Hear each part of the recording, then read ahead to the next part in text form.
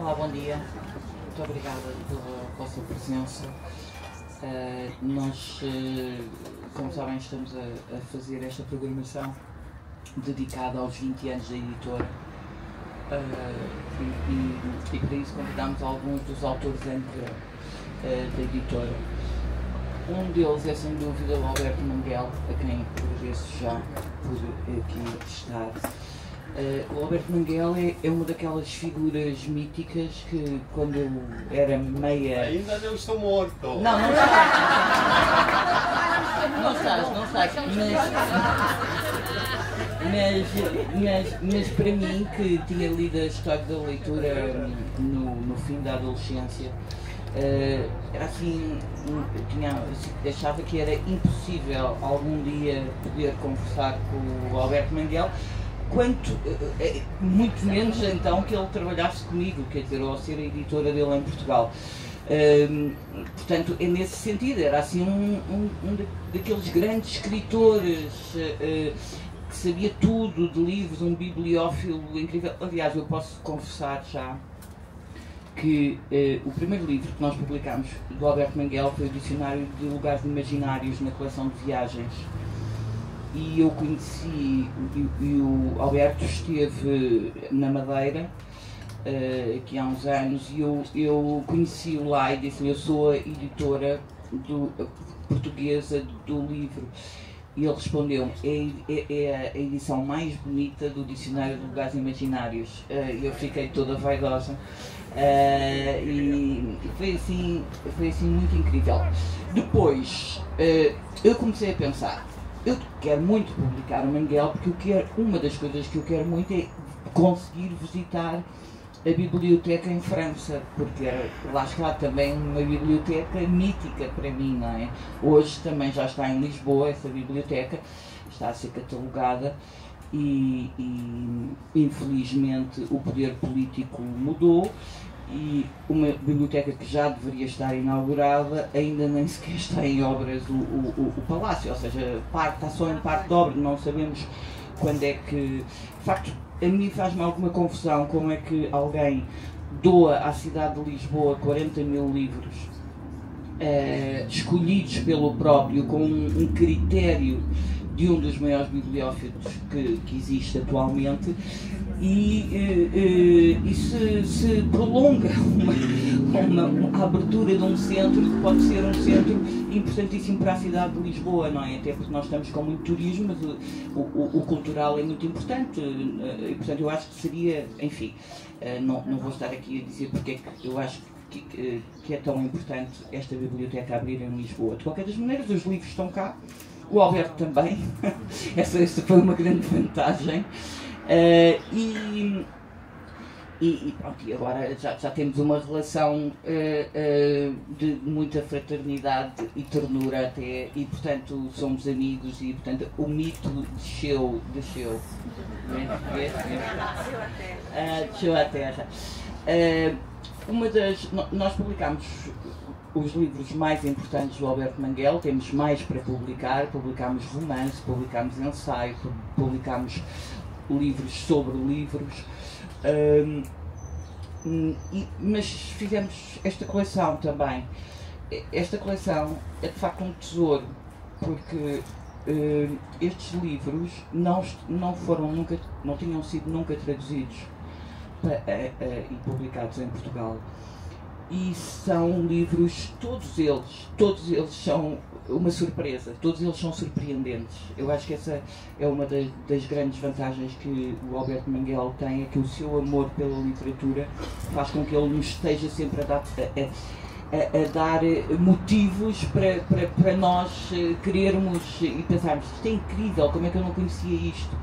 Portanto, todos eles têm prefácios de grandes escritores, mas essencialmente o que eu sinto é que cada um deles é surpreendente e portanto eu queria agradecer muito, queria que falasses um pouco sobre a coleção.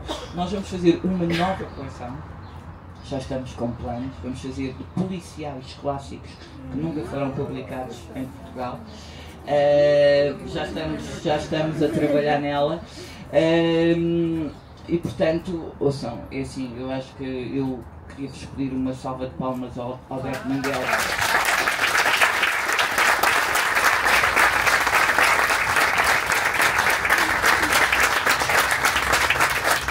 Porque é um trabalho extraordinário e é óbvio que está a ser uma grande dádiva para nós. Tens aí o microfone.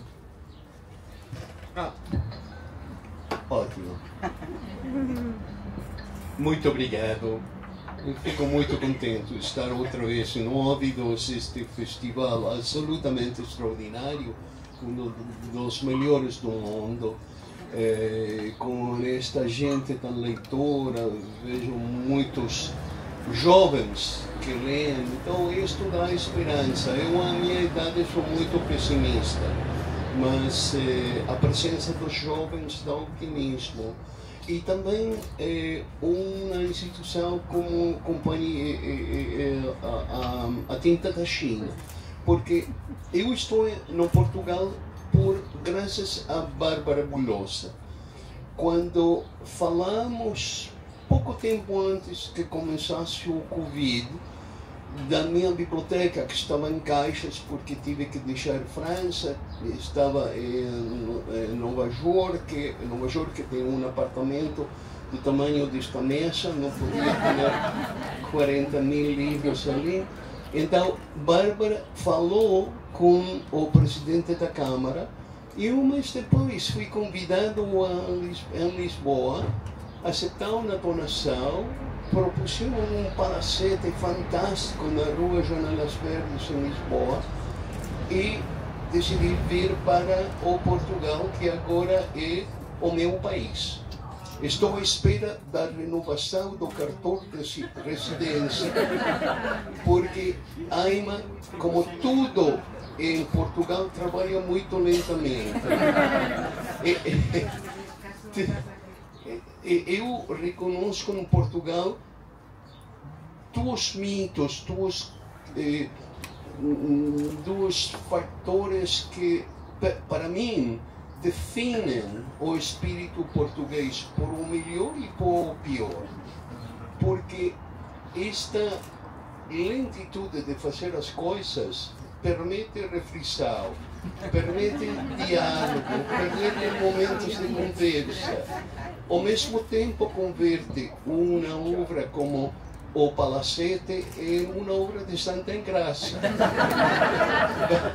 Vamos ver se o próximo século vamos poder inaugurar.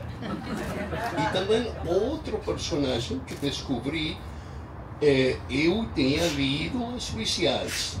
E como vocês recordam, em Las Viciadas, uma vez que Vasco da Gama decide partir, finalmente consegue as naves, vem este senhor, este personagem que não tem nome, porque é um personagem universalmente português, que é o Velho de Belém.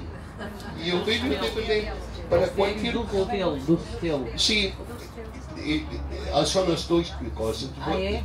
Ele já sabe mais do que... Vamos, Velho de Castelo. Bem, então, o Velho de Castelo que aparece em toda a instituição política portuguesa. Quando alguém quer fazer algo, se há entusiasmo, temos que fazer, mas não vai funcionar. Porque há este obstáculo, vai este impedimento. Então, reconozco que esta é a realidade portuguesa. Para mim é muito bom, a minha idade, viver lentamente, com calma, devagar, perfeito. Então, deixa-me só dizer, só uma parte. Quando eu conheci o Alberto Manguel, ele não falava português. Este senhor é um poliglota, é incrível, o teu português está...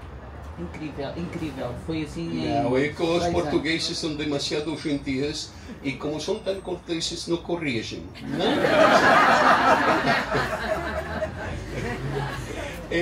Eu falo com os franceses, dizem falar o francês, neste caso falar o português como uma vaca espanhola. Bem, não, mas agradeço, Bárbara, também por esta oportunidade única, porque O feito é que todos os meus livros são livros de um leitor. Eu não defino-me como escritor. O que eu estou a fazer nasce nos livros e nas minhas leituras.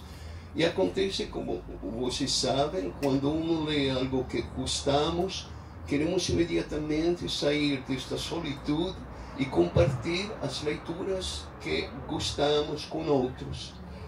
O caso é que, como eu tenho a vantagem ou desvantagem de falar várias línguas, as minhas primeiras línguas foram o inglês, o alemão, depois aprendi espanhol, francês, italiano, todas outras. E então estou a ler nestas línguas e muitas vezes descubro alguma coisa, quero compartilhar com os amigos e resulta que este amigo não lê espanhol, este amigo não lê francês. O que fazer? O que fazer? Tinta da China, Bárbara Bulosa, propõe uma série onde eu posso escolher livros que verdadeiramente gosto, mas profundamente.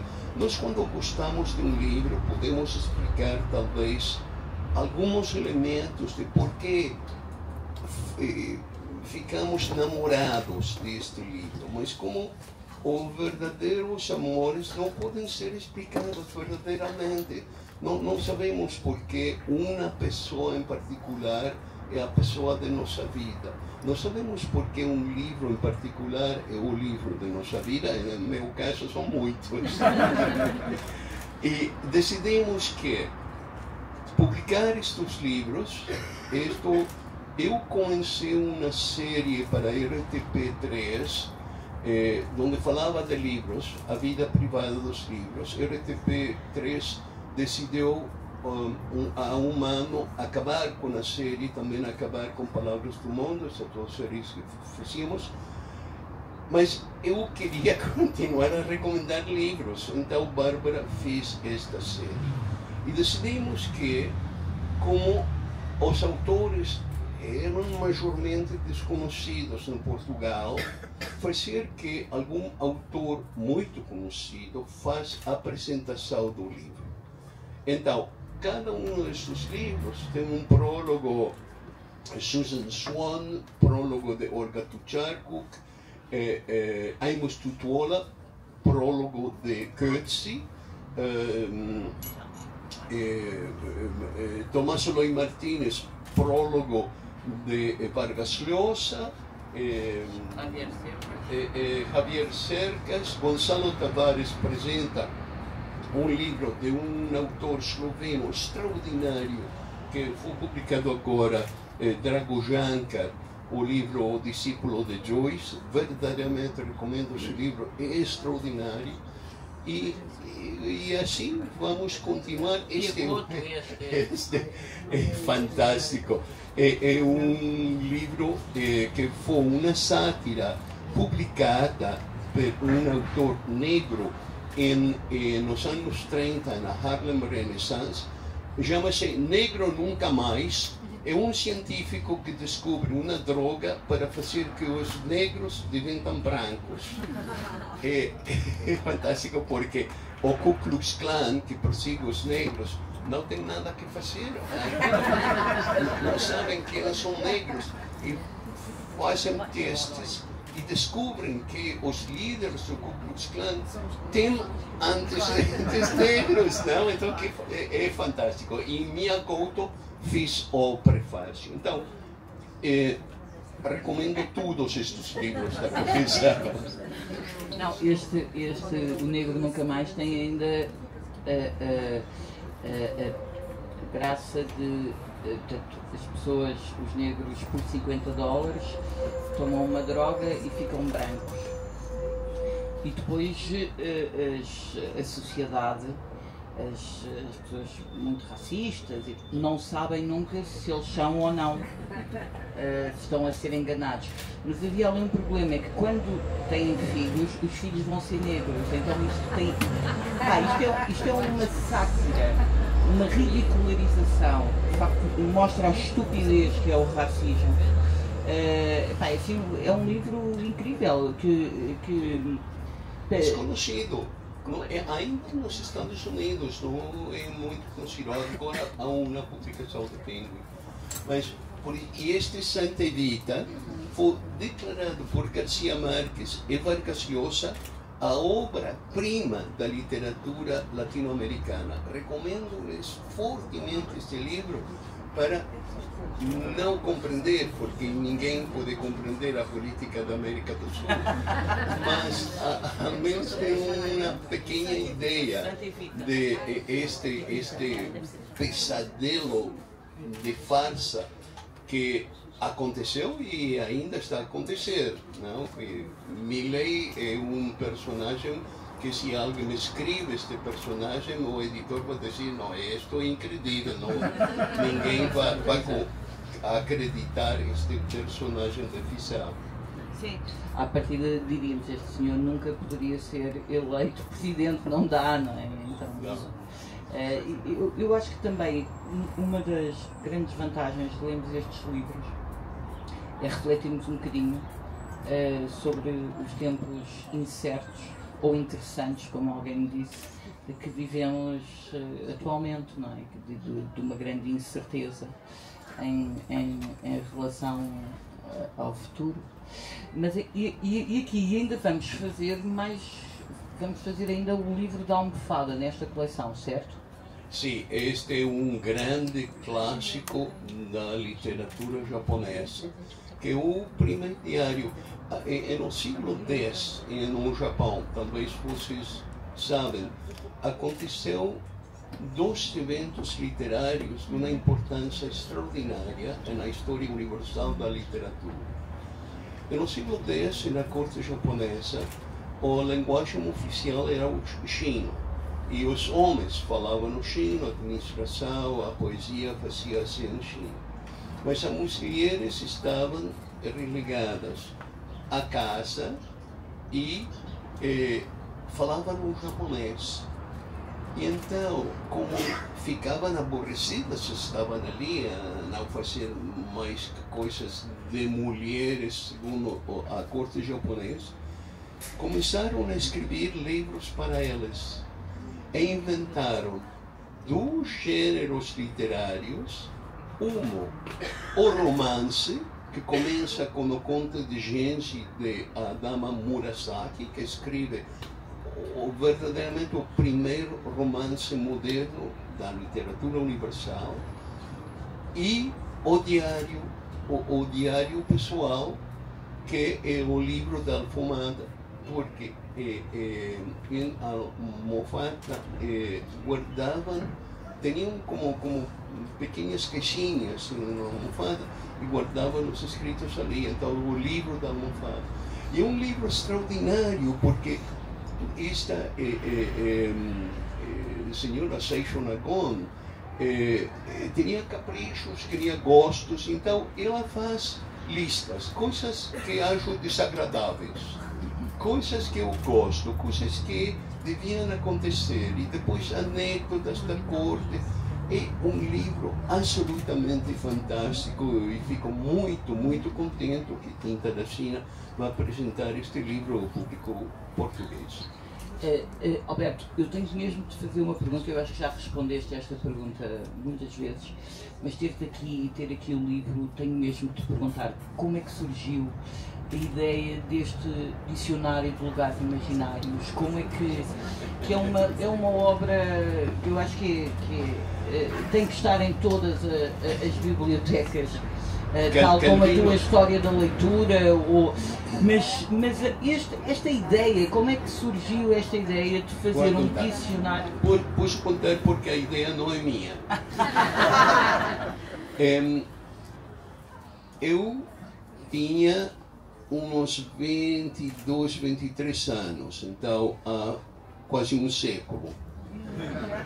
E estava a trabalhar como editor em uma pequena editorial italiana, Franco Maria Ricci, que fazia livros, faz ainda, o editor está morto, mas faz ainda livros fantásticos, baseados em iconografias que o editor Ricci achava.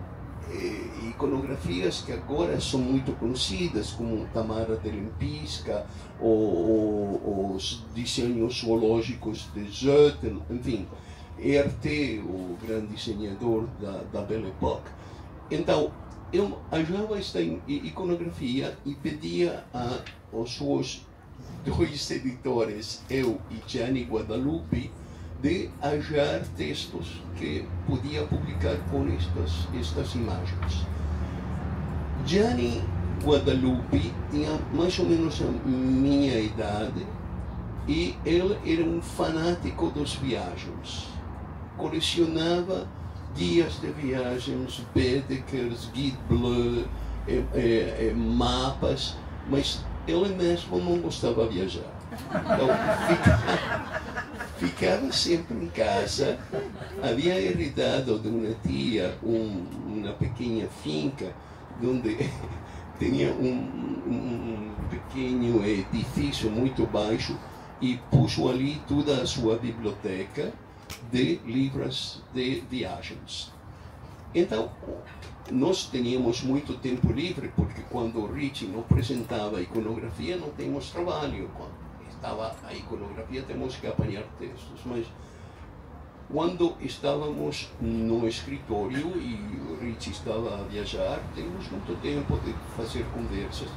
E Gianni vem um dia e diz: li o livro, um romance extraordinário de um autor francês, Paul Féval, que eu não conhecia, chama-se A Cidade Vampira. E é uma história que acontece, um viajante vai a uma cidade, descobre que são todos vampiros, enfim, as coisas acabam mal.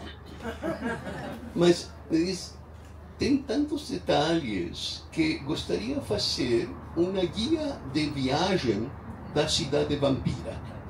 Então, dizer como se fosse uma verdadeira cidade, como se chega, onde comer, onde dormir ou não dormir. E então tratar como se fosse verdadeiramente um lugar verdadeiro. Então, escrevimos juntos isso. Dizemos, isto é muito engraçado, vamos fazer outros. E começamos a pensar em lugares imaginários que nós havíamos descoberto nas nossas leituras. A energia que eu tenho quando tenho 22, 23 anos é única. Eu não posso fazer este livro agora. Porque nós, entre Gianni e eu, limos uns 3.000, 4.000 livros para apanhar em detalhe os efeitos físicos desses lugares. Decidimos, porque havia tantos livros, a geografia imaginária é sempre superior à geografia verdadeira, então temos que fazer limites, fronteiras, como dizemos aqui. Então, decidimos não poner céus ou infernos, decidimos não poner lugares que não estavam no planeta Terra, mundos paralelos também descartamos, e também lugares que fossem como pseudônimos de lugares verdadeiros, como os lugares de Faulkner, os lugares de Proust, que uno pode, de feito, visitar, porque são reais, têm outros nomes. Mas ficaram uns 3.000, 4.000.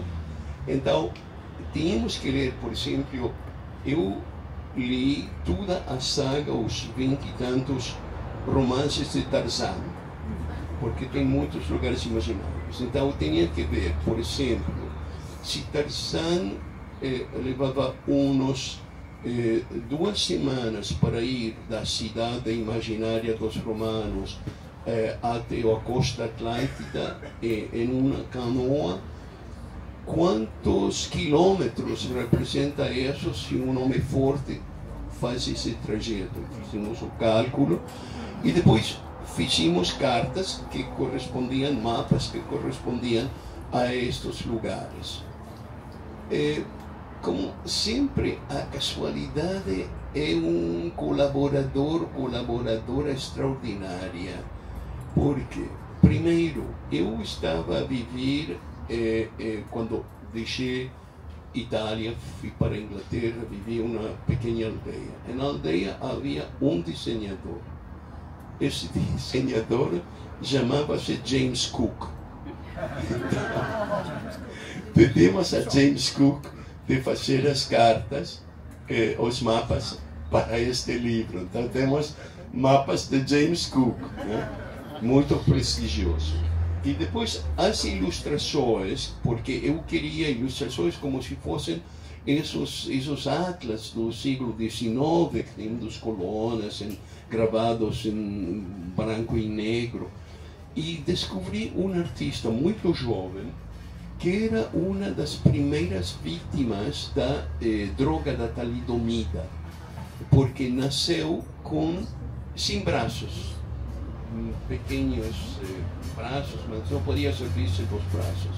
E um artista formidável que trabalhava com um pincel na boca. E então, com esta caneta na boca, fiz estas ilustrações que estão aqui neste livro. Então, para a nova edição, como ele não podia trabalhar mais, pedimos a um artista canadiano de continuar a obra primeira e que ela continuou no estilo. Então, fizemos este livro e resultou um best-seller. Gianni fez a edição em italiano, eu fiz a edição em inglês e depois foi traduzido em 30 línguas. Calvino fez uma recensão do livro dizendo que este livro é essencial em toda a biblioteca imaginária.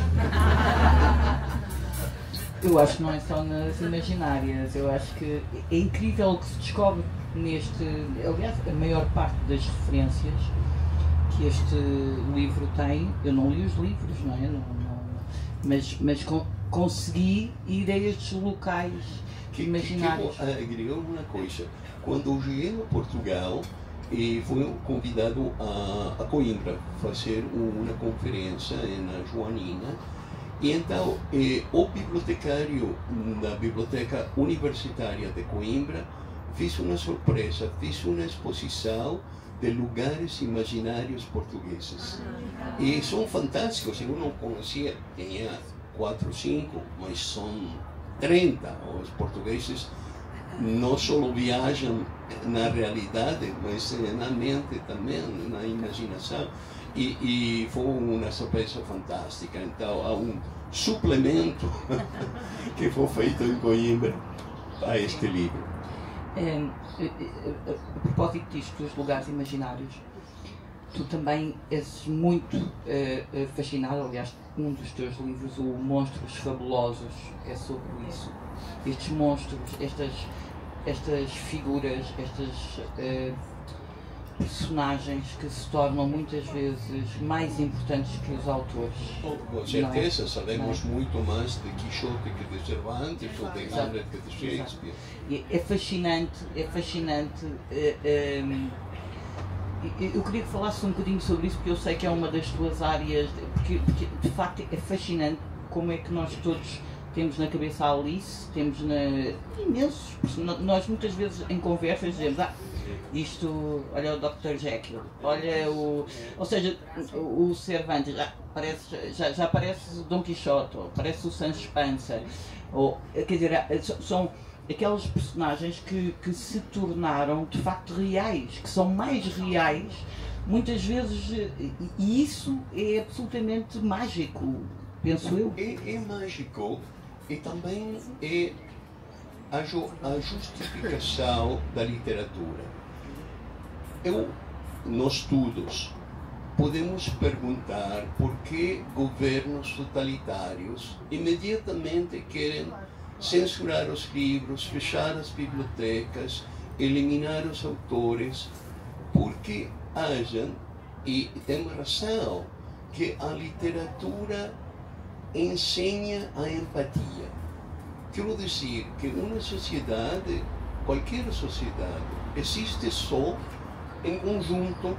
Nós não estamos sozinhos. Há um personagem que eu quero muito, o Capitão Nemo, que quando morre a dizer: eu moro porque acreditava que podia viver sozinho.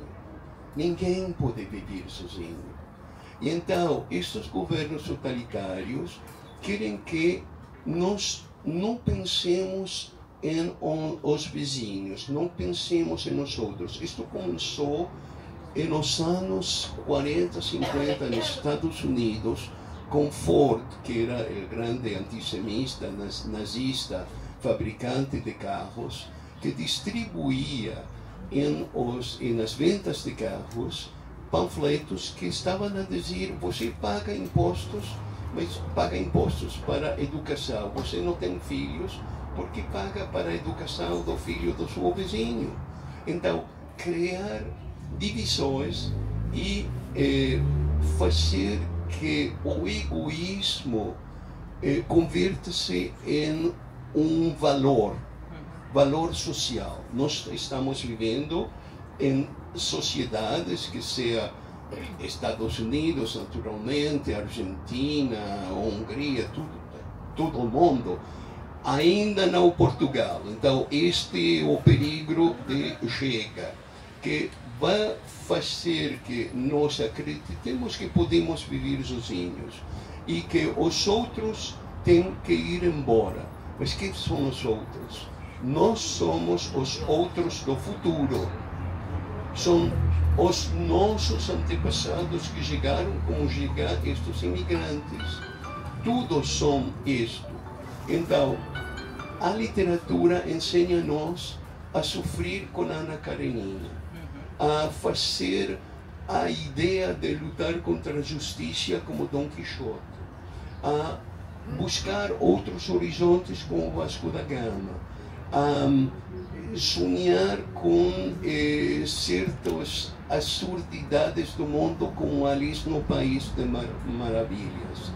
Então, isto é algo que nós podemos aprender na vida real, mas muito mais difícil, porque na página as personagens convertem-se em amigos claros, em sim, imaginários, mas imaginários até um certo ponto, porque nós podemos reconhecer em as características de um Hamlet ou ainda de um Macbeth, características que são nossas, e podemos dizer: eu comparto este valor, mas não comparto este, e quero fazer um diálogo com esta outra gente que não comparte os meus valores. Eu acho que, desculpa isso, um bocadinho largo, mas quero acabar com isto. O meu editor, Yale, pediu-me de escrever um livrinho para uma série que nós temos, que vai ser publicado por Tinta de Cine, talvez no próximo ano. E a série chama-se Por que Escrevo? E eu queria escrever um livro com o título Por que Escrevo? Ou por que não devia escrever e fazer algo útil com a minha vida. O editor preferiu não usar esse título. Mas a pergunta que eu tenho é uma pergunta muito séria. Por que escrevo? Não é para conversar com vocês. Desculpe, mas vocês não são o público que eu quero.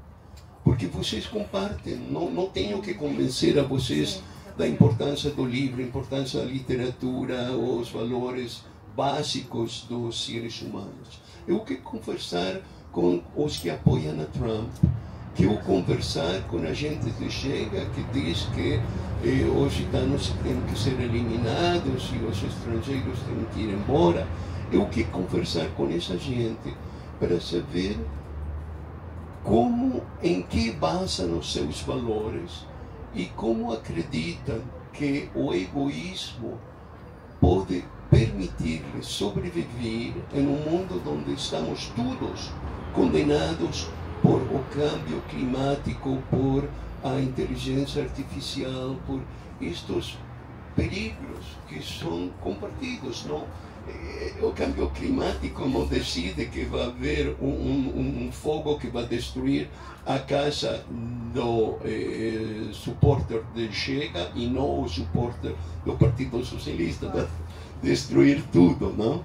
Então, temos que achar uma forma de diálogo e talvez, não sou muito otimista com isso, mas talvez a literatura pode permitir uma pequena porta de entrada.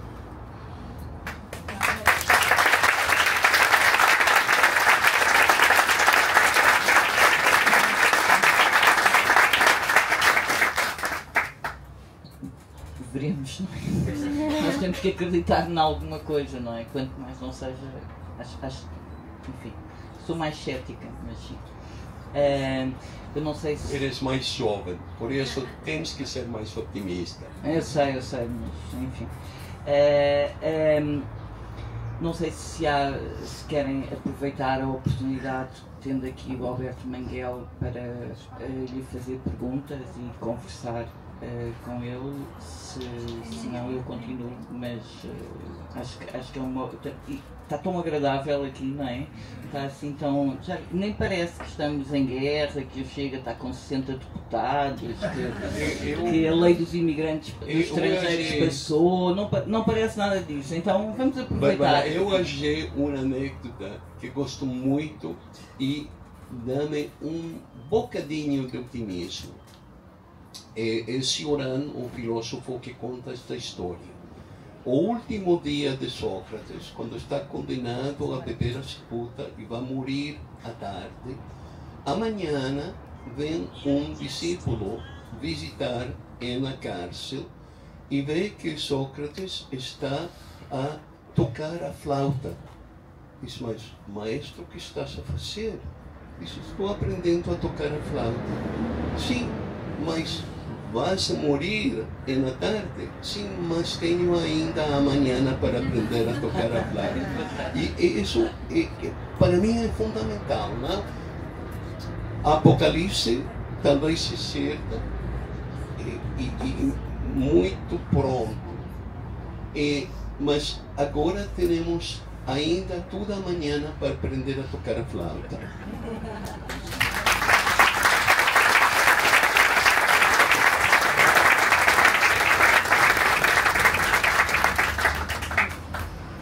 Não sei se alguém quer fazer colocar alguma questão.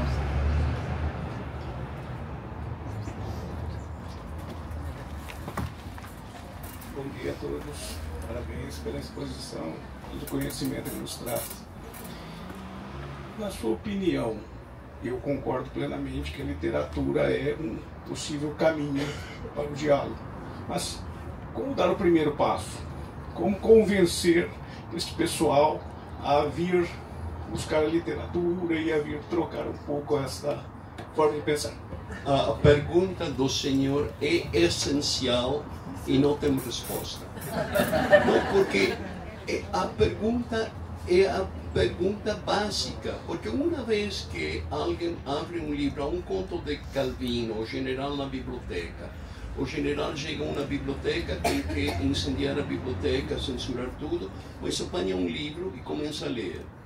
Então, muda tudo. Esse primeiro gesto, como fazer que a gente com que queremos fazer um diálogo, apanhe o livro e comece a ler. Ou ao menos esteja disposta ao diálogo, ou ao menos pergunte-se, talvez o egoísmo não é um valor essencial, mas não sei como começar com isso. Quando Jesus fala com um filisteu, e ela é um nome rico, e diz como maestro, como fazer para seguir? Sim, temos que deixar todas as riquezas, temos que deixar todos os benefícios, dar aos pobres, seguir. Já não, isso não vamos fazer. Então, esse primeiro passo é essencial, mas como conseguir fazer esse passo, não sei, não sei. Se o senhor descobre a resposta, por favor, diga. Se descobrir, ele conta. Aliás, é o que tu tens feito a tua vida toda. Tu dedicaste a tua vida toda a tentar chamar as pessoas para a literatura. Isso é com certeza acontece que quando um pode falar com um certo público e a gente não quer ler, mas às vezes há uma pessoa que diz, vou tentar. Então, tudo o que nós fizemos até este ponto está justificado por esse próximo leitor. Sim, mas como conseguir esse próximo leitor? Não sei. Borges estava a dizer...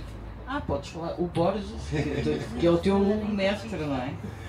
Que a leitura não pode ser obrigatória porque o prazer não pode ser obrigatório. Que o verbo ler, como o verbo amar, não pode ser conjugado no imperativo. É uma excelente... É o contrário, é dizer, não podes ler aos filhos. Não leias, isto é horrível. Não, isto, a sério, isto aqui não podes mesmo fazer. Acho que Isto aconteceu há uns anos, quando Sarkozy não estava ainda em prisão. Ele declarou publicamente que achava inútil que os estudantes de entrada na política lessem a Princesse de Clèves. Bem, o próximo dia, a Princesse de Clèves foi a primeira nas listas do terceiro. Não, mas é que isso funciona mesmo. Os meus pais tinham muitos livros e havia 2 livros que nós não podíamos ler. O meu irmão tínhamos, sei lá, 10, 12 anos. Era A Vida Sexual de Robinson Crusoe. Temos na coleção, fantástica. E Sul de Nenhum Norte, do Bukowski. Sim. E eu e o meu irmão fomos de férias para a casa dos meus avós, fomos roubar à estante, levámos, lemos os livros, adorámos, e eu acho que foi assim a iniciação à grande literatura. Bukowski, incrível. Eu tinha pai 12 anos, mas eu estava fascinada porque é que eu estes não posso ler. E portanto, resulta. Essa parte do vídeo resulta. É só.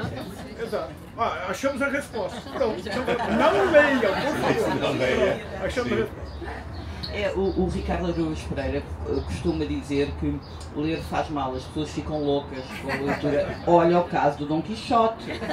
Foi com as leituras que ele fez que enlouqueceu. Então... Bom, nós temos um exemplar aqui que não enlouqueceu. Não. Ele já leu muito. O senhor não sabe.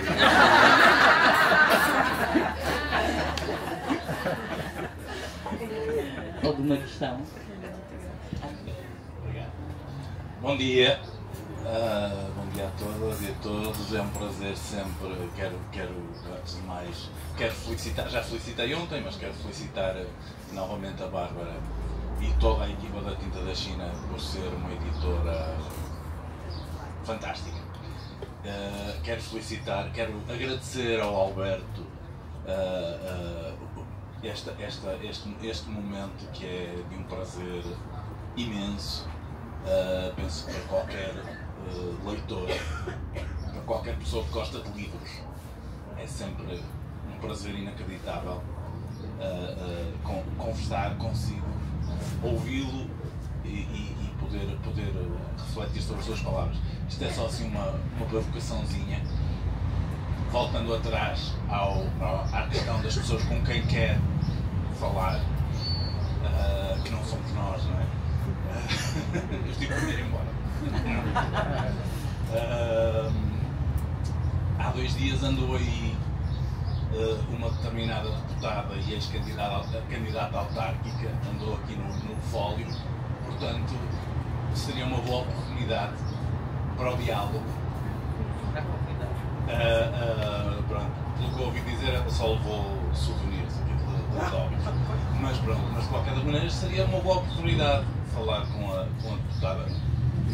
Dizer o nome dela não me vai cair do telhado em cima, de certeza, com a deputada Matias do Chega. Portanto, seria uma boa oportunidade. Realmente. Eu aceito. Eu estou lá de testemunha, só a ver como é que fazes. Aprender, eu acho que nós temos que aprender. Nós temos que aprender com quem. Falando de o que a literatura pode fazer, a nova série que estamos a imaginar de literatura policial. Eu gosto muito da literatura policial e acho que definir a literatura policial como um gênero é um bocadinho diminuir a sua importância. Porque quem diz literatura policial não quer dizer literatura pulp, literatura mal escrita. Ao contrário, os grandes escritores escreveram literatura policial, que seja Dostoiévski, Dickens, Atwood. Mas os escritores que chamamos clássicos da literatura policial são os que mais gosto, porque apresentam a história, o romance, como uma viagem de descoberta da verdade. Nós todos queremos conhecer a verdade. Um amigo de Darwin, o professor Huxley, comparou o método do científico com o método do detetive. E diz que o científico tem uma teoria, há um problema, não um crime, mas um problema, tem que apanhar as claves que vão levar à solução. E a mesma coisa nos romances policiais. Nós lemos os romances policiais, gostamos das descrições das personagens, da vida social, mas o que interessa é que há um problema, como chegar à solução do problema de forma verdadeira, a verdade, essa coisa tão incerta que chamamos verdade. Então, em os títulos que selecionamos, os 5 ou 6 primeiros títulos, são, para mim, obras-primas da literatura policiais que, por razões misteriosas, mas afortunadas para a tinta da Sina, não foram nunca traduzidas em português. Eu quero, não sei se Bárbara vai estar de acordo, começar com um romance policial de um autor argentino que é pouco conhecido, mas que acho que é tão grande como os mais grandes, Marco de Neve. Marco de Neve escreveu um romance que chama-se Rosaura às 10, e esse romance acho que vai gostar muito o público português, porque apresenta um problema, não quero dizer mais, pois não quero revelar o argumento, mas Rosaura é um romance perfeito.